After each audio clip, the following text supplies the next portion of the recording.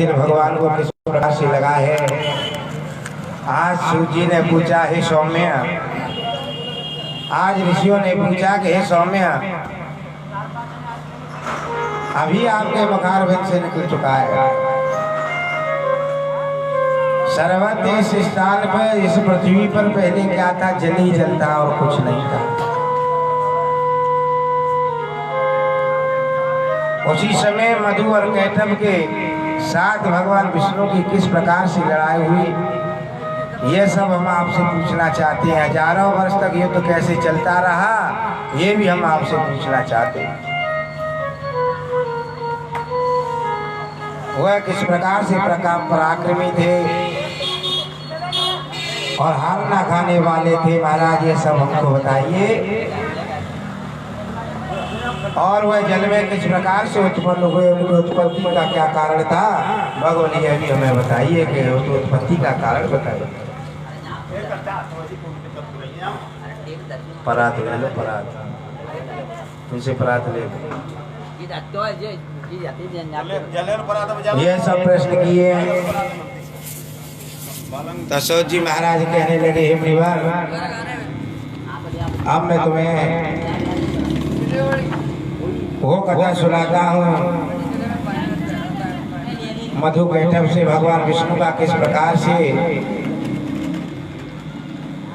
और युद्ध हुआ है और किस प्रकार से इनकी उत्पत्ति हुई है। कहते हैं, ब्रह्मलोकादुरम भागे सर्वलोकस्ति आश्रुता मणिदीपं सहैवास्ति तत्र देवी विराजते सर्वशृंगारवेशानां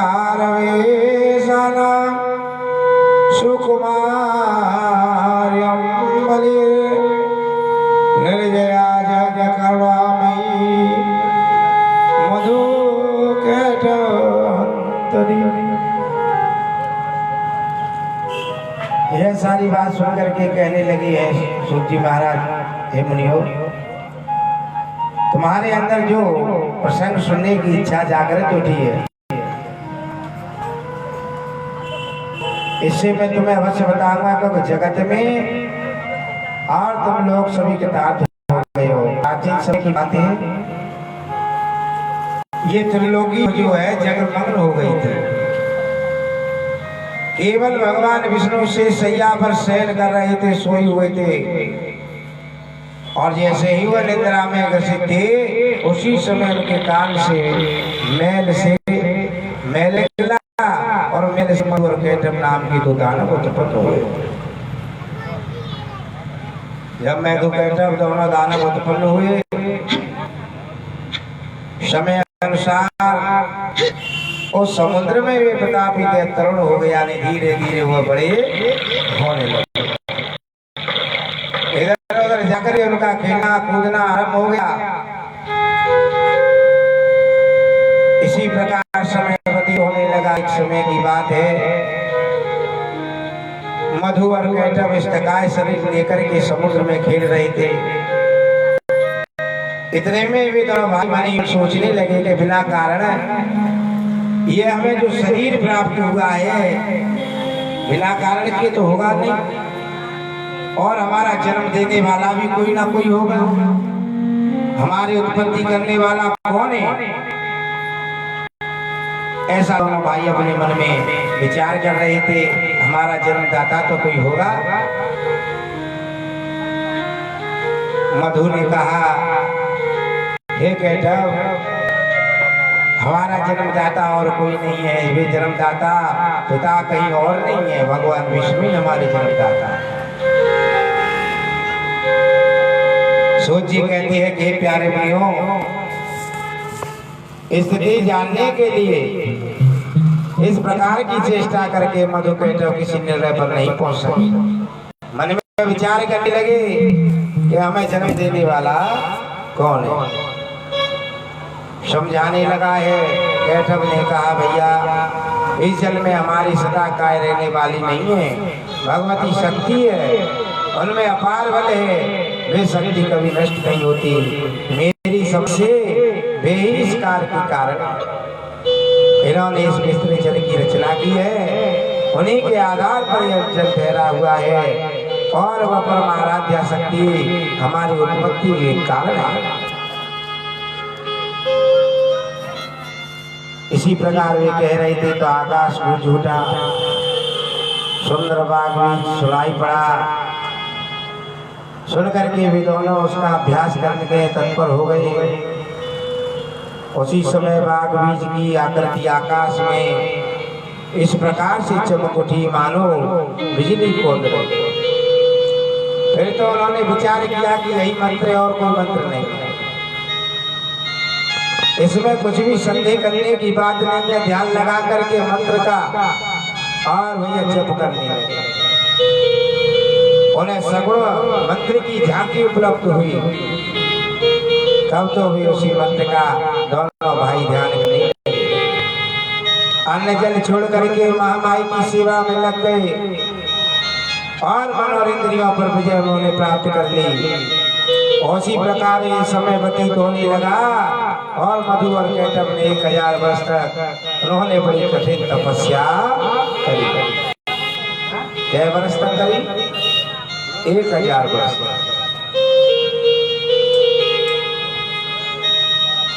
फिर तो वह आराध्य शक्ति मधु और कैटभ पर प्रसन्न हो गई मैया जगत भवानी। और मैया जैसे ही प्रसन्न हुई उसी समय वे निश्चित होकर के तप कर रहे थे। उनकी स्थिति देख करके शक्ति का मन कृपा ओतप्रोत हो गया। तभी एक आकाशवाणी होने लगी और कहा कि हे दैत्यो, मैं तुम्हारी तपस्या से प्रसन्न हूँ, तुम मुझसे कोई वर मांग लीजिए, उससे मैं पूर्ण करूंगी, तुम अवश्य कोई वर मांगिए। आकाशवाणी की बात सुनकर के मधु कैटभ ने कहा, हे जगत जननी मैया, हमें तो केवल एक ही वरदान दीजिए। कौन सा? हमें कोई संसार में मारने वाला उत्पन्न नहीं है। भवानी मैया ने कहा, ये वर मैं कभी नहीं दे सकती।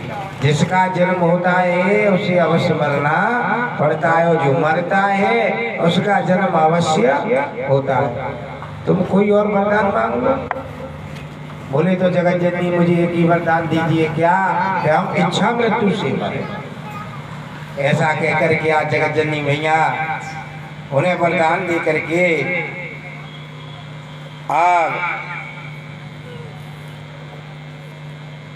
माता भगत जगत जननी भवानी अंतर ध्यान हो गई। बोलिए जगत जननी मैया की। जिसका जन्म हुआ उसकी मृत्यु अवश्य होगी, लेकिन कठिन तपस्या करनी चाहिए। माँ भगवती हमें देना तो चाहती है, परंतु हम लेना नहीं चाहते। क्योंकि सांसारिक प्रक्रियाओं में हम लगे हुए हैं। देखिए, एक बार जब भगवान राम को वनवास हो गया ना, तो वनवास की ओर जब जा रहे थे तो वनवास में माँ सीता को हरण कर ले गया रावण। सीता की खोज में जा रहे हैं भगवान राम, और विश्वम्भर पर्वत के पास जैसे ही पहुंचे, उसी समय सुग्रीव ने देखा कि वो धनुधारी आ गया। कहीं ऐसा तो नहीं है बाली ने भेजा? हनुमान जी से कहा कि हनुमान जी जाओ, आप पता करके आइए कौन है और इस वन में क्यों विचरण कर रहे हैं। हनुमान जी महाराज जैसे ही गए तो ब्राह्मण का रूप धारण कर लिया। भगवान वन में सीता की खोज में इधर जा रहे, हनुमान जी उधर से आ रहे, लक्ष्मण जी को दिखाई दिया। हनुमान जी का स्वरूप दिखाई दिया तो लक्ष्मण जी बोले, अरे राधा श्री। बोले, हाँ देखो इस निर्जीव जन्म वन में, और देखो ब्राह्मण देवता। राम जी ने कहा कि हे लक्ष्मण, ये ब्राह्मण देवता आ तो रहे हैं, परंतु ये ब्राह्मण कौन है पता है आपको? कि मुझे नहीं पता कि ये ब्राह्मण नकली ब्राह्मण है। तो मुझे कैसे पता होगा ये नकली ब्राह्मण है? बोले नकली है।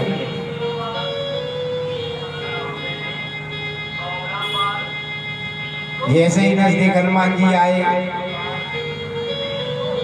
और स्वयं भगवान को प्रणाम किया है। किसने?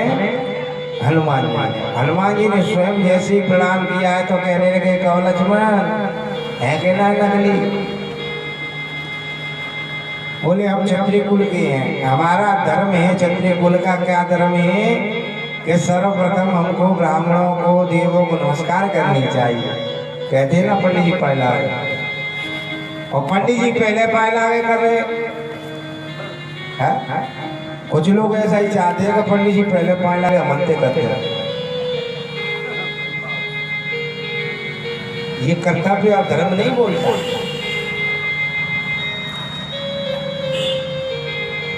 सर्वप्रथम उन्होंने भगवान हनुमान जी महाराज ने नमस्कार करी। बोले महाराज ये नकली ब्राह्मण देवता है, ये कौन है? बोले हनुमान जी। हनुमान जी से भेंट हुई उसी समय हनुमान जी राम जी का रूप देख करके बड़े मगन हो गए। आज जब मगन हो गए हैं तो बड़े प्रसन्न हुए, हृदय से लगा लिया। हनुमान जी कहने लगे हे भगवान मुझे अपने हृदय में आप जगह दे दीजिए, अपने मन मंदिर में मुझे आप बिठा लीजिए।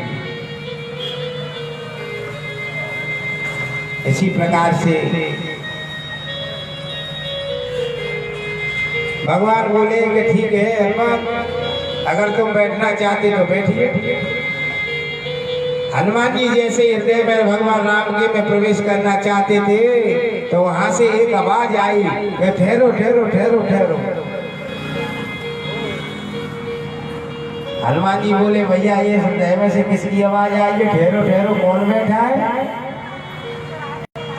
हाँ भगवान राम के हृदय में कौन विराजमान है?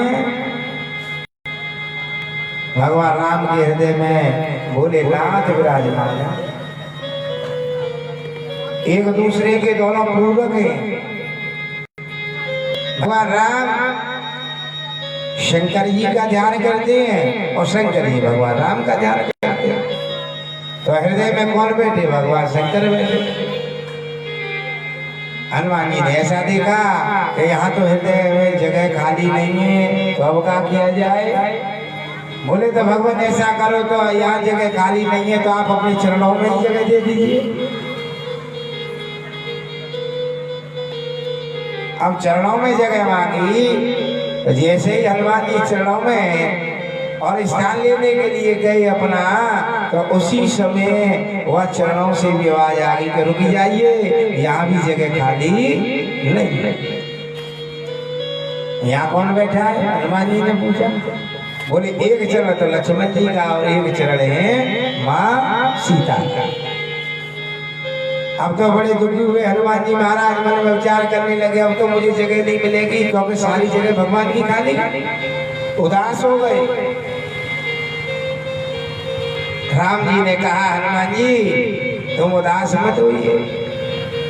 अरे मेरे चरणों में जगह नहीं है, मेरे हृदय में जगह नहीं है। हे हनुमान तुम्हारे हृदय में तो जगह है, लो मैं तुम्हारे मन में ही हृदय में ही विराजमान हो जाता हूँ। बोलिए हनुमान जी महाराज की जय। ऐसी अटल भक्ति हमको करना चाहिए, ऐसे ही विराजमान भक्ति करनी चाहिए। और ऐसा करेंगे तो परमात्मा हमारी अंबिका मैया जरूर सुन। इसी प्रकार से मधु कैटभ दोनों देवी की अवर देने पर मधु कैटभ दोनों अत्यंत अभिमान हो गया कि अब हमें मारने वाला कोई नहीं है, क्योंकि हमें तो इच्छा मृत्यु का वरदान है, हम इच्छा मृत्यु से मरेंगे, ऐसा होना विचार करेंगे। एक दिन अनायास ही प्रजापति ब्रह्मा जी पर उनकी दृष्टि पड़ गई। और ब्रह्मा जी कमल के आसन पर विराजमान थे। मधु कैटभ ने अपार बल से और ब्रह्मा जी को देख करके उन्हें अपार ही हर्ष हुआ और युद्ध करने की इच्छा प्रकट कर दी। कहा ब्रह्मा जी से कि महाराज हमारी बाहों में इतना बल आ चुका है, अब हमें खुजली कैसे मिटे ये शरीर। ब्रह्मा जी बोले भैया मैं तो वेद पुराण पढ़ने वाला आदमी, मेरे तो 4 मुख है, मैं तुमसे युद्ध नहीं कर सकता। और वे कहने लगे हैं तुम हमसे युद्ध करो, यदि लड़ना नहीं चाहते हो तो इसी क्षण यहाँ से और तुम भाग जाओ, क्योंकि जब तुम्हारे अंदर कोई शक्ति नहीं है तो इस पद पर और आसन पर बैठना तुम्हारे लिए सुनिश्चित नहीं है, तुम्हें जो है अधिकार नहीं है। ऐसा मधु और कैटभ ने कह दिया। मधु कैटभ की बात यह सुनकर के ब्रह्मा जी को बड़ी चिंता हुई कि मेरा सिंहासन छोड़ने की बात हो रही है, क्योंकि मैंने तो अपना जीवन सारा और जो है वह तप में ही बिता दिया है। अत्यंत सूरवीर मधु और कैटभ को देख करके उन्होंने सोचा अब मैं यह क्या करूं। उनके मन में चिंता की लहरें उठने लगी। स्वयं किसी बात का निश्चय पर ना पहुंच सके, सोची कहती हैं हे मुनिवरो, इसी प्रकार आज ब्रह्मा जी दुखी होने लगे, मन में विचार करने लगे और कहते चिंतायाम चिड़िय देहो नास्ति चिंता समामृति विचार्यते ओमृते सोभिष्टं लभते नर। मन में विचार करने लगे, क्या विचार कर रही है, अब मैं कहाँ जाऊं। मैंने तो शास्त्र रखे, देखो हमारे देवी देवताओं के हाथ में क्या है, शास्त्र हैं और शस्त्र भी हैं, शास्त्र हैं और शस्त्र भी हैं। जो शास्त्र की बात नहीं मानता फिर उसको काहे से वह भी प्रीत हो ही नहीं, देवा लाख करो चाहे भेरी की सेवा। तो फिर शस्त्र से समझाना पड़ता है। जब शास्त्र की बात कोई नहीं माने तो फिर शस्त्र रखना पड़ता है। किसी ने कहा था कि महाराज जसरी आपके देवी देवता पर आप भोले बाबा पे त्रिशूल मैया पे खड़क है, तो महाराज जी इन देवताओं को इसकी जरूरत क्या है।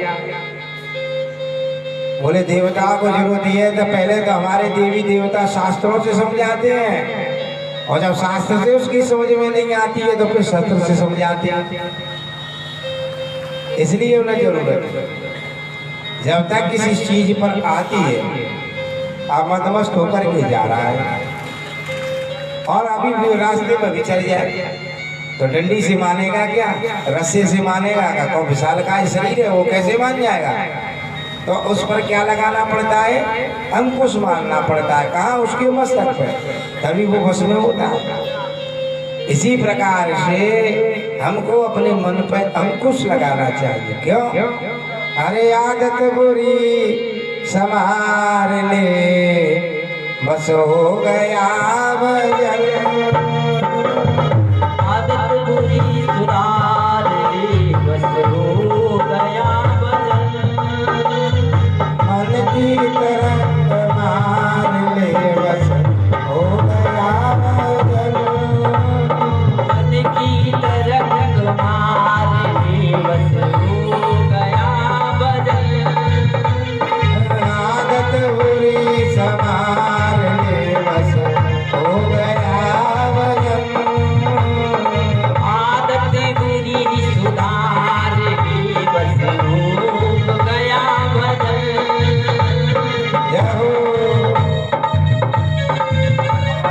मीठी मीठी तालियों के साथ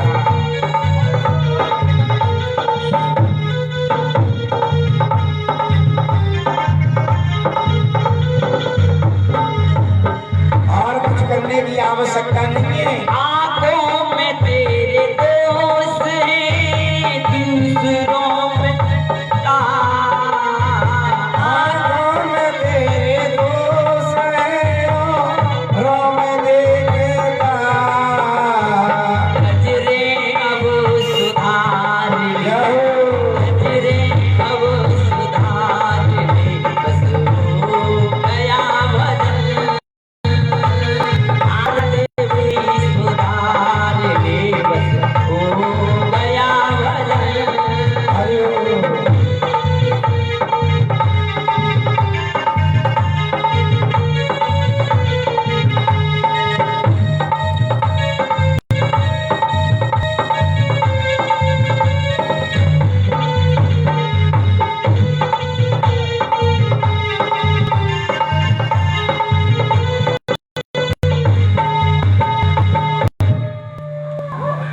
बोले भक्त वत्सल भगवान की, जगदम्बा भवानी की। मन की तरफ मार ले बस हो गया भजन, आदत में सवार ले बस हो गया भजन, क्योंकि आंखों में तेरे दूर से और में एक अपनी निगाह संवार ले बस हो गया भजन। देखो ये तो जब महामाई कब आती है बताया आपको? भगवान कब अवतरित होकर भी आते हैं बताए? यदा यदा कर्मस्य ग्लानिर्भवति भारत और अभ्युत्थानं धर्मस्य जब जब धर्म की हानि होती है तभी भगवान आते हैं। और तुलसीदास बाबा भी चौपाई में कहते हैं जब जब होई धर्म की हानि,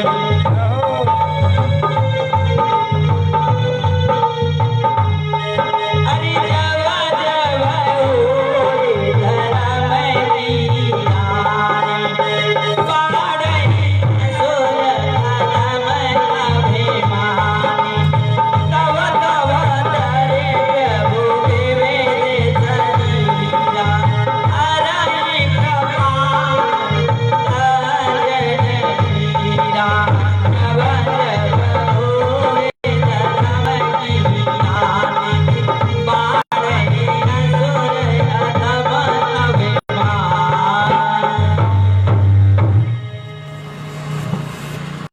जब जब हुए धर्म की हानि बड़े यशोरधम अभिमान। तो ऐसे ऐसे कार्य अगर यहाँ होते हैं और विघ्न कार्यों में अगर आता है तो समझ लेना कि भगवान अवतरित होने वाले। असुरों का काम क्या? विघ्न। किसी अच्छी कोई कार्य नहीं हो रहा है, भक्ति भाव जहाँ हो रहा है वहाँ कोई विघ्न डाल जाए, समझ लेना ये असुर है और कोई नहीं। क्योंकि ये विघ्न डालने में लगा हुआ है। अच्छे भजन चल रहे हैं, कीर्तन चल रहा है तो भाई स्वाइन आ रहे, क्योंकि उसमें माँ भगवती की कृपा ही नहीं तो उसे स्वाइन नहीं। तो इसलिए विघ्न तो आती है, कहीं भी आप जाओ विघ्न तो आएगा, लेकिन भगवान भी शीघ्र आए, अवश्य आएंगे। लेकिन भगवान पर दृढ़ विश्वास करना चाहिए। प्रथम भक्ति संतन कर संगा, दूसरी भक्ति कथा संगा। पहली भक्ति संतों का संग करना चाहिए, संतों का संग करेंगे तभी हमको जो है प्राप्त होगी, कथा प्राप्त होगी। जब तक संत का संग, संतों का हमारा संग नहीं होगा जब तक हमें कथा समझ में नहीं आई। तो इस प्रकार ब्रह्मा जी चितातुर हुए, अब मैं कहाँ जाऊं, इन मधुमेह से कैसे बचूं, अब क्या करूं, कैसे करूं, मन में विचार करने लगे। बोले जिनसे मैं उत्पन्न हुआ हूं उन्हीं की शरण में जाता हूं। आज गए कमल डंडी में प्रवेश कर दिया, क्योंकि ब्रह्मा जी का प्रादुर्भाव कहाँ से है? भगवान की नाभि से, और नाभि से कमल निकला, उसका ब्रह्मा जी का प्रादुर्भाव हुआ। तो उसी डंडी में अंदर चले गए, और जैसे ही भगवान विष्णु के पास में पहुंचे हैं तो उसकी स्तुति करने लगे हैं।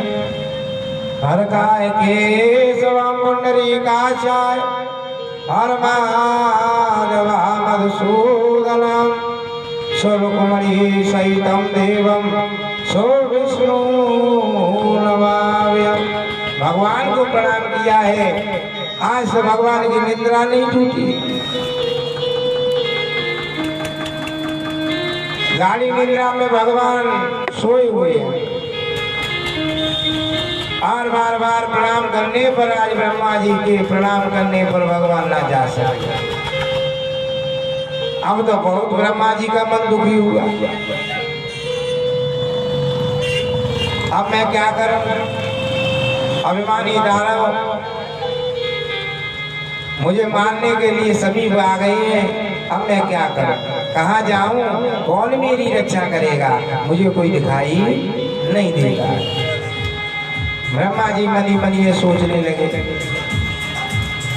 चित्त को एकाग्र करने लगे और योग निद्रा मैया की स्तुति आरंभ कर दी है। उन्होंने योग निद्रा मैया की स्तुति आरंभ करी है और मैया से प्रार्थना करी, वंदे वांछितं लाभाय चंद्रागर शेखराम और वृषारूढ़ा शूलधरा देवी नमो नमः। आज योग निद्रा की स्तुति आरंभ कर दी। उनके मन में ऐसा विचार स्थित हुआ कि अब केवल भगवती शक्ति मेरी रक्षा करेंगे और कोई रक्षा करने वाला जगत में मेरा कोई नहीं है। क्योंकि माँ का एक हृदय ऐसा होता है, कैसा होता है, मैया का हृदय कैसा होता है कि वो तुरंत पिघल जाता है। और माँ से बढ़कर के संसार में कोई लाड नहीं है।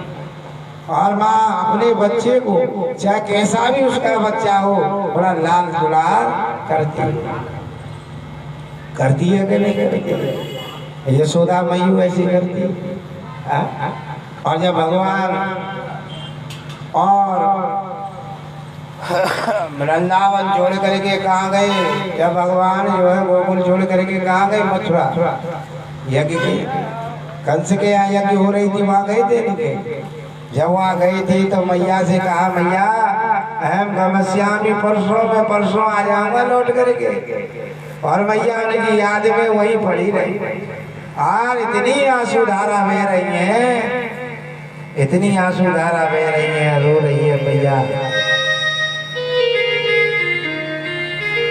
भगवान ने उद्धव को भेजा था, कहा कि उद्धव जाओ गोपियों को सांत्वना देना और मेरी माँ पिता का हालचाल लेकर के आ। माँ अपने पुत्र के वियोग में सुध बुध भूल गई। उत्तम जी ने पूछा है गोपियों से, गोपियों ये बताओ कि नंद जी का भवन कौन सा है? गोपियों ने कहा कि उद्धव अगर तुम पूछना चाहते कि गोपियों का जो है नंद बाबा का भवन कौन सा है तो मैं तुम्हें बता दूंगा। ये जो नाली बह रही है ना, और इसके किनारे किनारे आप चले जाना, जहाँ ये नाली का उद्गम खत्म हो जाए वही नंद भवन है। ये क्या है? बोले ये कोई पनारा नहीं है, ये कोई पानी नहीं है, ये क्या है कि माँ यशोदा के अश्रुओं की धारा बह बह करके इधर आए। क्या अपने पुत्र वियोग सुध बुध भूल गई है, रात दिन कृष्ण कृष्ण कृष्ण कृष्ण करती रहती। इतना दयालु भाव है, वात्सल्य है मैया को। यही भगवती परम्मा जगदम्बा और रूप धारण करके, क्योंकि दयालु भाव है मैया का, इसलिए माँ जगदम्बा अवश्य आएगी। ब्रह्मा जी ने मन में विचार किया।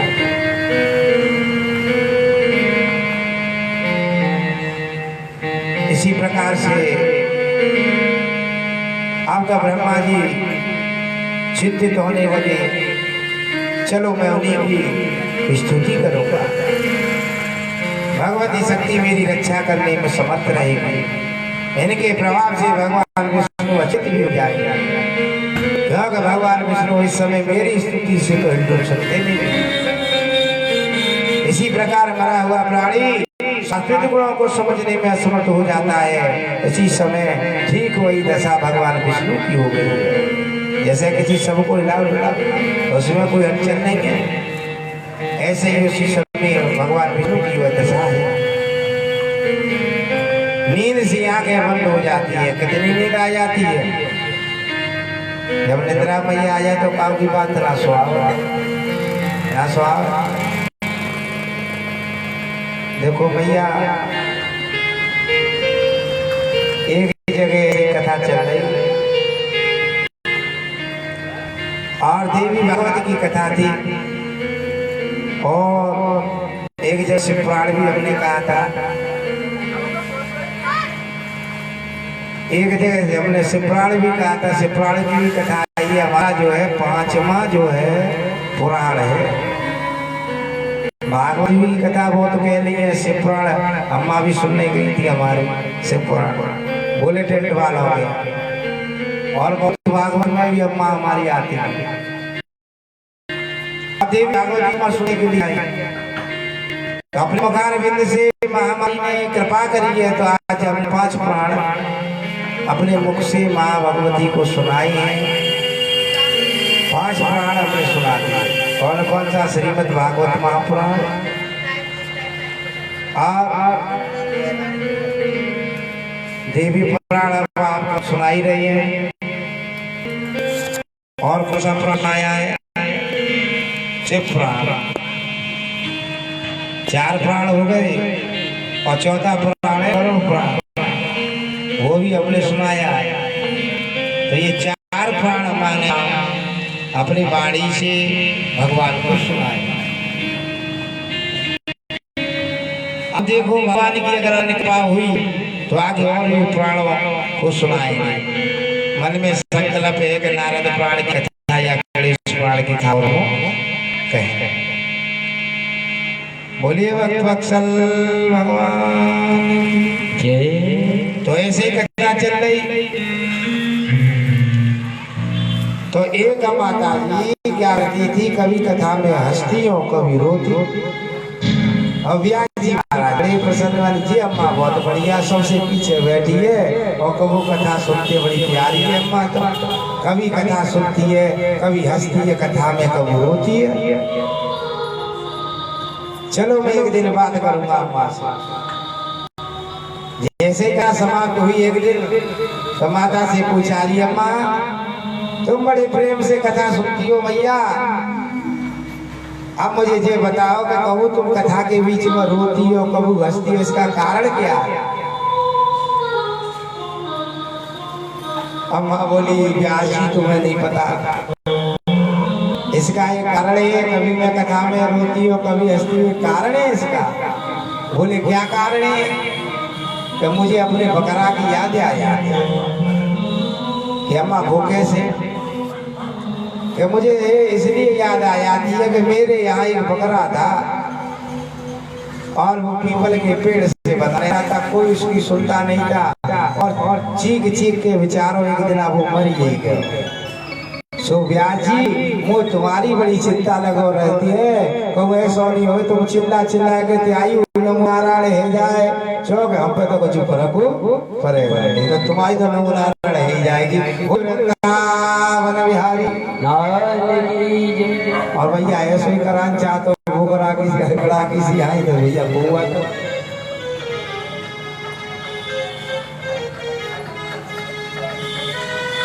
ऐसा मतलब विचार किया ब्रह्मा जी ने। मन में विचार करने लगे, बस में निंद्रा नहीं है, निंद्रा के अधीन करके भगवान विष्णु लेटे। योग निद्रा लक्ष्मीकांत भगवान विष्णु की अधिष्ठात्री है। लक्ष्मी भी उन्हीं के अधीन हो गई है। लक्ष्मी भी निद्रा में निश्चित मन में विचार कर लिया कि अब मैं क्या करूं। योग निद्रा के आसन सूत्र में बंधी है सभी, इस विषय में अब सोचने के विचार का कोई अवसर ही नहीं आया। अब मैं क्या करूं? ब्रह्मा जी ने मन में विचार किया।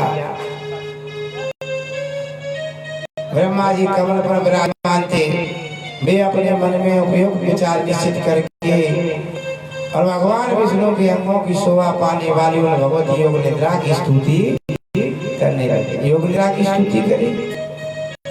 ब्रह्मा जी ने देवी को मनाया और कहा कि मेरी दुश्मन मैया भगवती रक्षा करो रक्षा करो। इसी प्रकार से बार बार मैया की स्तुति करी है कि भगवती मैया आप चराचर की स्वामी हो, और इस संसार में आप विचरती हो हे प्रभुवती, इसी प्रकार से मेरी रक्षा करो। सोचती रहती है, हे मुनियों, जगत गुरु भगवान विष्णु की विग्रह से निद्रा दूर हुई, मैया की स्तुति सुनकर करके ब्रह्मा जी ने स्तुति करी, मैया ने कृपा करी और कृपा करके भगवान विष्णु की निद्रा दूर हुई। उनके नेत्र मुख नासिका भाव हृदय वरिष्ठल सभी अंगों से निकल करके राम सीता की मूर्ति में आकाश से स्थापित बना दिया। भगवान बाहर माए थे, वो उठ करके बैठ गए। तब देवरों ने देखा कि प्रजापति ब्रह्मा भयभीत होकर के खड़े हुए हैं। फिर तो महान तेजस्वी विष्णु मेघ की बातें गंभीर वाणी से कहने लगे, अरे ब्रह्म देव, आप जब तक छोड़ करके यहाँ क्या कर रहे हो? यहाँ मेरे पास तुम कैसे आए? क्यों आप चिंता लग रही हो? आपको किस बात का है? आप तो वैसे भाई हुए क्यों लगते हो? ब्रह्मा ने कहा, हे प्रभु, मधुवर के नाम के जो देते हैं, जो कान की मैल से आपके से उत्पन्न हुए चुपचाप से, और वो बड़े बड़े और भयंकर भी है भगवान, और वो मुझे मारने के लिए उपस्थित हुए। जगत गुरु उन्हीं डर के कारण मैं आपके पास चला आया हूँ। और प्रभु वैसे मेरा कलेजा कांप रहा, किसी प्रकार से मेरी रक्षा करिए। भगवान विष्णु बोले, ब्रह्मा जी, आप मेरे पास विराजिए। अब आपका भय समाप्त हो गया। वे मूर्ख अपनी आयु खो चुके हैं, उनका समय पूर्ण हो गया। अवश्य निश्चित ही अभी मैं उनके युद्ध करूंगा, और अभी युद्ध करने के लिए वे मेरे पास भी आएंगे, क्योंकि आपके पास तो आई है, फिर वे मेरे पास भी आएंगे। निश्चित ही मैं उनका वध कर डालूंगा। सोची कहती है कि हे ऋषियों, इसी प्रकार देवादिदेव भगवान विष्णु ब्रह्मा के कहे अनुसार इतने में ही बातें आपस में दोनों कर रहे थे। इतने मधु और केटव दोनों आ गए। ब्रह्मा जी को खोजते खोजते आ गए कि देखने लगे कि देखो तो ये गया कहाँ है, किधर गया, हो गया क्या? और उसी स्थान पर आ गए जहाँ दोनों आपस में बात कर रहे थे। क्षीर सागर में भगवान विष्णु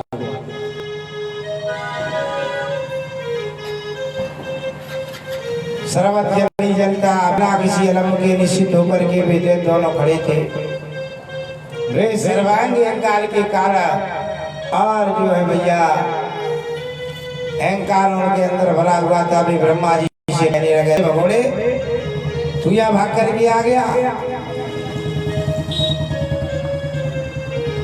अब तू इसलिए भाग करके तू यहाँ आ गया है, अब तू हमारा दास हो जाएगा। अगर तूने हमसे नहीं किया तो तू हमारा दास हो जाएगा, और अगर तुमने हमें लड़ करके लड़ाई में हरा दिया तो हम भाई तुम्हारे दास हो जाएंगे।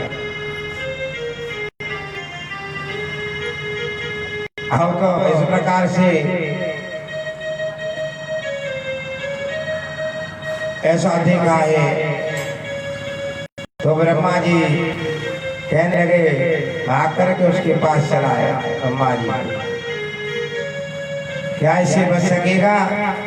देख मैं तो ये कहीं से काम लेके मैं तेरे लिए मन ढूंढ लिया ये करने के लिए। कौन है? कहिए। लेकिन मूर्खों को पता नहीं है ये कौन है।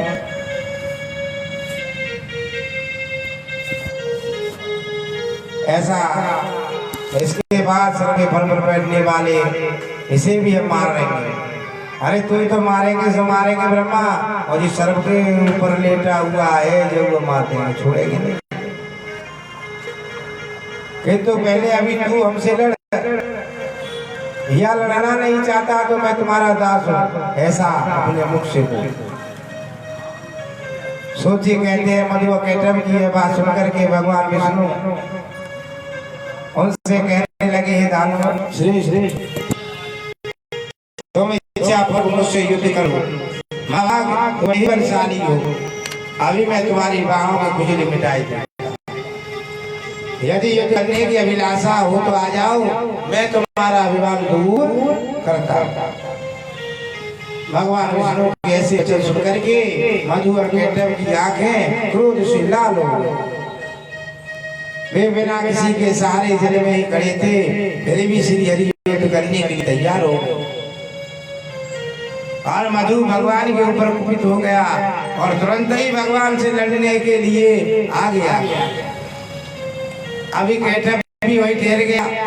दोनों मत वाले पहलवानों की बात ही भगवान विष्णु से मल्ल युद्ध करने के लिए तत्पर हो गए और भगवान विष्णु से मल्ल युद्ध करने। मधु के थक जाने पर कैटअप लड़ने लगा और फिर दोनों भाई यहाँ पर भगवान विष्णु के पास जाकर के दोनों भाई लड़ने लगे। जो बार बार क्रोधात देव शक्ति से श्री हरि के साथ वायु युद्ध करने में संकलन हो गए। उसी समय ब्रह्मा जी और भगवती शक्ति ये दोनों आकाश में खड़ी होकर के सारा दृश्य देख रही हैं और भगवान विष्णु भी थक से क्योंकि मल्ली हुआ है, दोनों लड़ रही है। भगवान विष्णु ने देखा मैं भी टकरा। जब 5000 वर्षों तक लड़ाई चली, एक दिन नहीं चली, 5000 वर्ष तक मधु और केटव और भगवान विष्णु की लड़ाई चली। तब भगवान श्री हरि मधु एवं केटव की मृत्यु के विषय में विचार करने लगे। सोचा कि 5000 वर्ष तक युद्ध किया है, फिर भी इन भयंकर दादवों के श्रम तक इनको थकावती ना भाई, मैं तो थक गया परंतु ये थक नहीं रही है। कारण तो कुछ होगा, मेरा बल और पराक्रम कहाँ चला गया? ये दानव स्वस्थ से लग रहे हैं, कौन ऐसा कारण है? इस समय उपस्थित हो गया। यह भगवान विष्णु को चिंतित देख करके मधु केटव को अपार हर्ष होगा। बोले होती है हारे वे वाला सबे मत वाले दानव भांति गंभीर वाणी से कहने लगे, हे विष्णु, यदि तुम्हें बल रहा हो तो युद्ध करने से थकान आ गई हो तो हमें बता दो। इतनी घोर लड़ाई की है तुमने, मेरे परिश्रम का कुछ भी फल नहीं मिला। ऐसा भगवान विष्णु से कहने लगे। भगवान विष्णु ने सोचा मैंने 5000 वर्ष तक लड़ाई करी है और ये बिल्कुल भी थके नहीं है, मैंने इतना परिश्रम भी किया है, अभी मुझे कोई फल नहीं मिला, ये कैसे रहेंगे? भगवान विष्णु ने मन में विचार किया।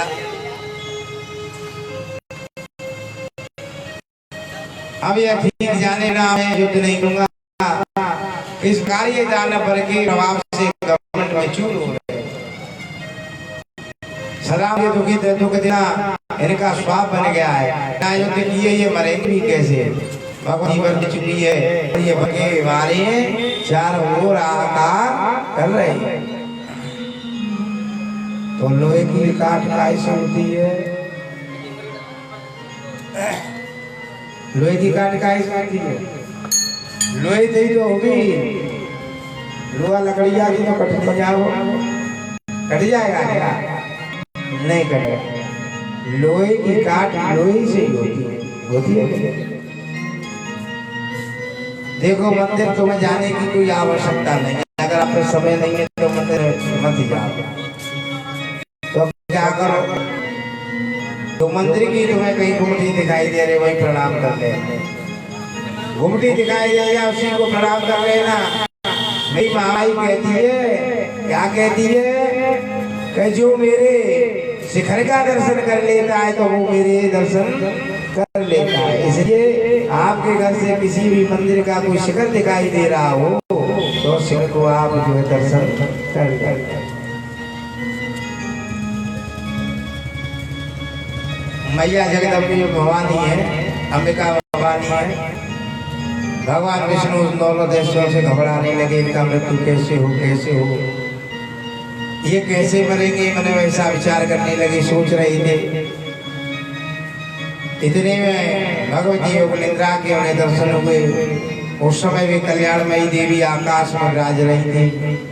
आनंद रूपा भगवती भगवान हरि के योग का ज्ञान तो था ही, उन्होंने बड़े रसमयी शब्दों में मधु केटव का श्रृंगार करने के लिए भगवती भुवनेश्वरी ने स्तुति की। भगवती भुवनेश्वरी की स्तुति भगवान विष्णु ने भगवती भुवनेश्वरी की स्तुति करने लगे हैं और मैया से प्रार्थना करने लगे जगत मैया ओम गणानां गर्भपदाभ्यां कमण्डलानामण्डलो देवी प्रसीदतु मयि चारणी नमः। मन में विचार किया कि परम्मा जगदम्बा भवानी मैं आपकी शरण में हूँ, आप ये मधुकेटक को किस प्रकार से देगा, आप इसका कोई उपाय बताइए। ये दोनों बहुत शूरवीर हैं, दानव ठक्कर के मारे जा सके, ऐसा कोई उपाय हो बताइए। नारायण की ऐसी विनती सुन करके मन में विचार सूर्य जी कहते हैं भगवती की प्रेम रस से सनी हुई वाणी सुन करके भगवान विष्णु युद्ध भूमि में फिर आखिरी हो गए। वे महान बलि दानव बड़े ही विचारशील थे, युद्ध की इच्छा से वे भी सामने उपस्थित हुए। भगवान विष्णु को सामने देख कर उन्हें बड़ा हर्ष हुआ और बोले कि चार भुजा वाले विष्णु ठहरो ठहरो, युद्ध करो, तुम्हें लड़ने की तो कष्ट इच्छा तो है और हार और जीत का प्रबंध पर भी हो रहा है, यह निश्चित जान करके तुम्हें युद्ध में लग ही जाना चाहिए। बलवान भी होता है किंतु कभी कभी भाग्यवश से दुर्लभ हो जाता है। अगर तुम विजय पाना चाहते हो तो हमसे युद्ध करो। इस प्रकार कहकर के महाबाहु मधु और कैटभ युद्ध के लिए डटे गए। उन्हें देख करके भगवान विष्णु ने बड़े विचित्र ढंग से एक घूसा मारा। बलवान भी भगवान पर घूसा की चोट पहुंचा दी। घोर युद्ध होने लगा। लड़ते हुए उन अपार बलशाली दानवों को देख करके भगवान से यही कतार भाव से भगवती की ओर दृष्टि फेरी, कहा कि हमको भगवती मैया घुसते मरवा देगा, कैसे भी आओ। उसी समय भगवान विष्णु कणाभई से भीख से उन्हें देख करके भगवती ने टाच किया और मैया भगवती की आंखें लाल हो गई। साथ ही उनको कामदेव के बाणों की तरह तुलना करने वाली नेत्रों से मैया दैत्यों को हाथ करने लगी। भगवती मुस्कुराती हुई तिरछी नजरों से उनकी ओर देख रही थी और उनके अवलोकन प्रेम में भरे थे। फिर भी भगवती मैया तिरछी चितवन को देख करके मधु और कैटभ तुरंत मोहित हो गए। मदन सरोवर उनका मन व्यवस्थित होने लगा। ऐसा मनोहर अद्भुत दृश्य उनके सामने होने लगा और ऐसा सामने देखने लगे यह माने हुए उनकी विचित्र छटा दिखाने वाली देवी की ओर देख रहा था। भगवान विष्णु काम सारों में सतर्क होते देवी अभिप्राय होकर के समझ गए कि दैत्य मोहित हो चुके हैं और फिर तो हंस करके मेघ की भांति गंभीर वाणी से उन्होंने दो शब्दों से कहा, वीर तुम्हें तो इच्छा हो वो वर मांगो, मैं तुम्हारे युद्ध कौशल से बड़ा प्रसन्न हूँ, अवश्य ही वर देने को तैयार हूँ। ऐसा भगवान विष्णु ने भगवती की रक्षा लेकर जब तुम हमारी उससे प्रसन्न हो गए तुम वर मांगो। सूर्य जी कहती है, हे मुनियों, प्राचीन समय में युद्ध करने वाले हो तेरे दानव मेरे सामने, किंतु मैं तुम्हारे समान नहीं हो किसी को देखा और ना ही सुना। तुम बड़े ही अनुभव बलशाली हो, अतः मैं तुमसे बहुत प्रसन्न हूँ।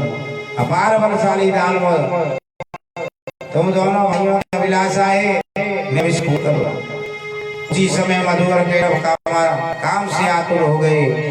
उन्हें बल का अभिमान और उठाई कमल के समान थी। महामाया सामने विराजमान थी। भगवान विष्णु के वचन सुनकर के दानवों की आंखें देवी की ओर लग गई थी। अभिमान से वे भगवान हरि से कहने लगे, विष्णु हम मांगने नहीं आए हैं, तुम हमें क्या दे सकती हो? हे देवेश, तुम ही हमें देने के लिए क्या है तुम्हारे पास दे सकते हो? स्वयं तुम ही रखो। मृत्यु के मुख में डाल दिया है हमने तुम्हें, और अब तुम हमसे कहते हो कि कुछ मांग लो, ये हमें उल्लू बना। समय भगवान अपनी विचार कर रहे हो। मधु कैटभ को बड़ा आश्चर्य हुआ। है विचित्र मस्तक रख रैया और भगवान ने दैत्यों से कहा, उन्होंने मस्तक रखी है तब भगवान ने उनके मस्तकों को धीरे से पकड़ लिया। बोले हे दुष्ट आत्मघातियों, तुमने बहुत हमें दुखित कर दिया, ब्रह्मा जी को प्रसन्न किया है। परमा शक्ति के बिना भगवान विष्णु आगे नहीं बढ़े और जगत जननी मैया को करके भगवान विष्णु ने अपने चक्र को आज्ञा दी है और चक्र से आज्ञा दे करके आज दो दैत्यों के स्वरों को काट डाला। मधु पेटों के प्राण पखेरु उड़ गए। उस समय सारा समुद्र दैत्य के रस से मंजासा के भाग गया है। मुनीश्वरों, कभी पृथ्वी का नाम मेदिनी पड़ गया है, उसी से मिट्टी खाना निषेध माना जाता है। बोले भक्त वत्सल भगवान की जय। इसलिए मिट्टी नहीं खानी चाहिए, उसी दिन से मिट्टी खाना बंद हो गया। मधु और केटव के रक्त से भूमि लाल हुई, समुद्र भी लाल हो गया। इसी प्रकार से पृथ्वी का नाम मेदिनी रखा गया और मेदिनी जब पड़ा है उसी मिट्टी का खाना निषेध माना जाता है। लाल मिट्टी खानी नहीं चाहिए, वो निषेध है। इसी मिट्टी का खाना निषेध माना जाता है। तुम लोगों ने जो पूछा है वह सारा वृतांत मैंने भली बात ही सुनाया है। अब हे देवताओ, तुम्हारी इच्छा क्या है सुनने को, आप मुझे बताइए। ये ऐसे ऐसे बलशाली है। देवता पहले भेजते हैं और देवता लोग फिर परेशान देवताओं को ही करते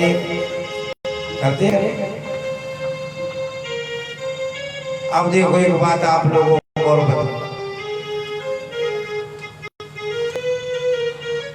महाभारत का युद्ध हुआ कैसे था? युद्ध तो उनको अपने आप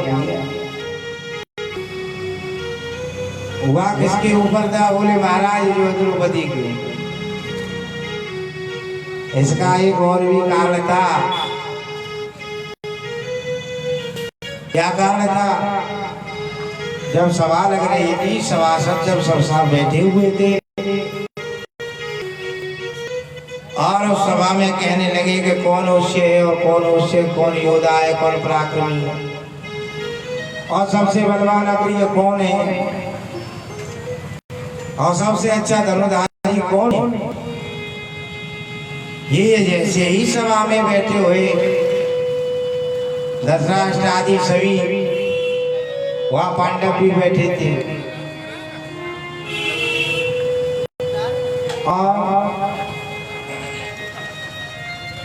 और भी वहां ऋषि मुनि बैठे। तो यही चर्चा चल रही है और वही बैठा है कौन? सूर्योदय यानी दुर्योधन। मन में विचार करने लगा तो सभी ने कहा, सभासदों ने कि सबसे अच्छा धनुर्धारी जो है वो कौन है? वो अर्जुन है। एकदम से क्रोधित हो गया, क्रोधित होने लगा, कहने लगा किसी बड़ा तो हमारा करें, ये क्या अयोध्या कर्ण इसके सामने ठीक नहीं, कर्ण के सामने ये ठीक नहीं सकता है। कर्ण है बोले ये सूर्य जाति का, छोटी जाति का, इसके ये सम्मिलित नहीं हो सकता। दुर्योधन ने कहा तो धनुर्धारी है, तो धनुर्धारी के अनुसार अर्जुन को अमन नहीं हो।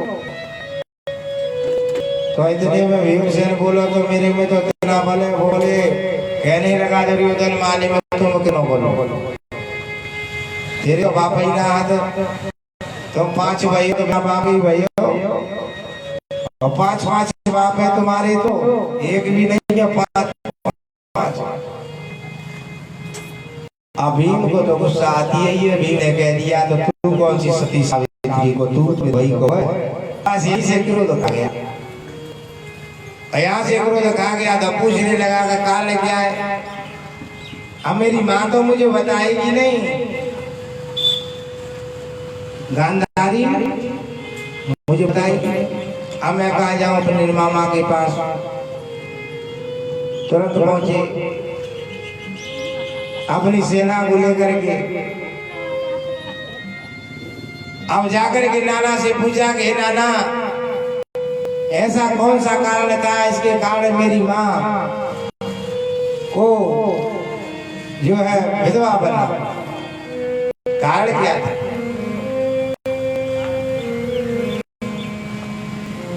नाना ने कहा हे दुर्योधन,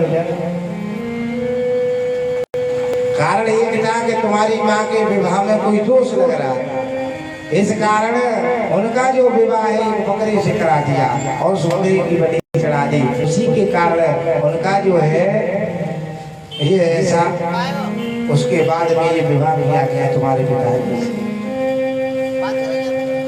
ओहो, ये लांछन लग गया मेरी माँ पर, तुमने ऐसा कर्म किया है, विरोधी तो था ही। अब इस कर्म का फल मैं तुम्हें अवश्य दूंगा। अपनी सेना को लेकर के जो गया ही था, आज नाना को, शकुनी को, सब सेना को बंदी बना दिया, कारागार में डाल दिया।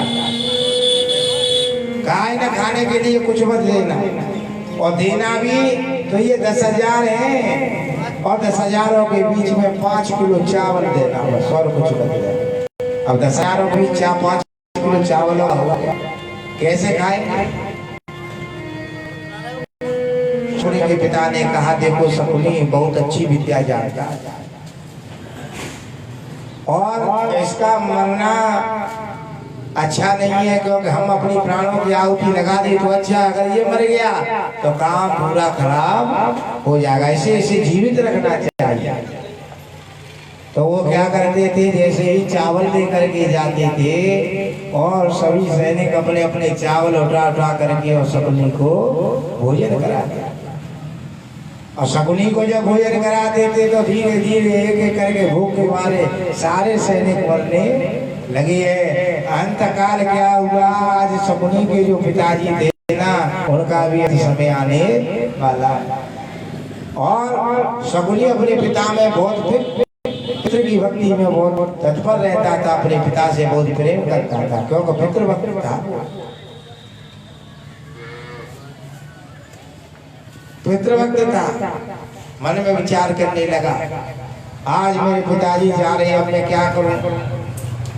तो केवल शकुनी से कहा, ये शकुनी, हमारा जीवित रहना ही हमारे लिए अच्छा है, और मैं अपने प्राणों को आज त्याग रहा हूं, तुम ऐसा करना, मेरे शरीर से जो हड्डियां निकलेंगी उन हड्डियों से तुम पासे बना देना। क्या बनाना? पासे बना देना, और जब पासे बना देना तो इससे तुम जो है जाकर के जुआ खिलवा। इस प्रकार आज जो है उनके प्राण फटके उड़ गए। उसी समय संकल्प ले लिया है इसने, शकुनी ने, कि आज मैं दुर्योधन को छोड़ूंगा नहीं, और महाभारत का युद्ध अवश्य करा करके छोड़ूंगा, और इन कौरवों का सर्वनाश करवा दूंगा। बस वहीं से यही खा गया और एक के संग तो एक फ्री रहता है, ये पता है तुम्हें?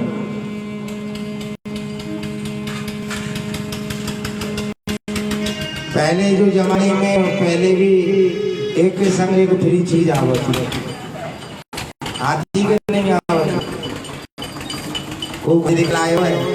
आजकल जमाना चल रहा है एक के संग एक फ्री का, पता है? कोलगेट के संग मंजन फ्री, बुरश फ्री आ रही है, साबुन के संग एक और साबुन फ्री, और 5 साबुन लोगे तो 1 साबुन फ्री, और पहले भी अनादिकाल से फ्री फ्री चलवाए। कैसे आए हो बताए?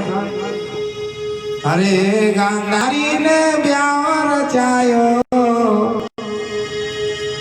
अरे शकुनी मामा ऑफर में आयो, अरे के संग में एक फिरी, एक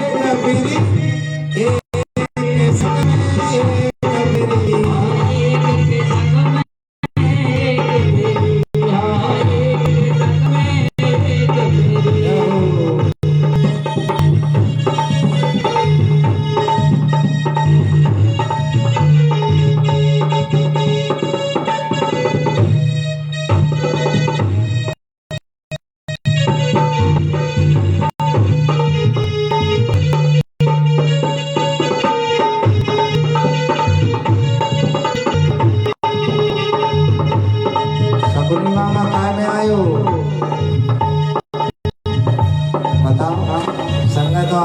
भेज में आयो कि नहीं हो?